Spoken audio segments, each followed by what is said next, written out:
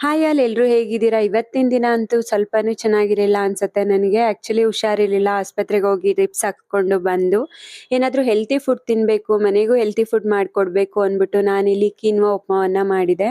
So ಎಲ್ಲ ವೆಜಿಟೇಬಲ್ಸ್‌ನು ಹಾಕ್ಕೊಂಡು ಚೆನ್ನಾಗಿ ಫ್ರೈ ಮಾಡಿ ಅದಾದ ನಂತರ ಮಸಾಲೆಗಳನ್ನ ಸೇರಿಸ್ಕೊಂಡು ಬೇಯಿಸಿಟ್ಕೊಂಡಿರೋಂಥ ಕೀನ್ವಾನ ಹಾಕ್ಕೊಂಡು ಒಂದೊಳ್ಳೆ ಮಿಕ್ಸ್ ಕೊಟ್ಟು ರುಚಿಗೆ ತಕ್ಕಷ್ಟು ಉಪ್ಪು, ಮಸಾಲ ಎಲ್ಲವನ್ನು ಹಾಕಿ ಫೈನಲ್ ಆಗಿ ಕಟ್ ಮಾಡಿ ಇಟ್ಕೊಂಡಿರೋಂಥ ಕೊತ್ತಂಬರಿ ಸೊಪ್ಪನ್ನ ಹಾಕ್ಕೊಂಡು ಕೀನ್ವಾನ ಸರ್ವ್ ಮಾಡಿದೆ. ತುಂಬಾ ಅಂದ್ರೆ ತುಂಬಾ ಚೆನ್ನಾಗಾಗಿತ್ತು.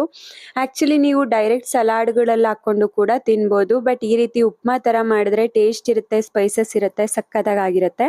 ಸೊ ಅದ್ರ ಜೊತೆಗೆ ಸ್ವಲ್ಪ ಸೌತೆಕಾಯಿ ಸಲಾಡ್ ಅನ್ನು ಕೂಡ ಮಾಡ್ಕೊಂಡಿದ್ದೆ. ಯಾಕೆಂದ್ರೆ ಫೈಬರು ಮತ್ತೆ ಪ್ರೋಬಯೋಟಿಕ್ ಎರಡು ಒಟ್ಟಿಗೆ ಇದ್ರೆ ಚೆನ್ನಾಗಿರುತ್ತೆ ಅಂದ್ಬಿಟ್ಟು ಈ ರೀತಿ ಸಲಾಡ್ ಮಾಡ್ಕೊಂಡೆ.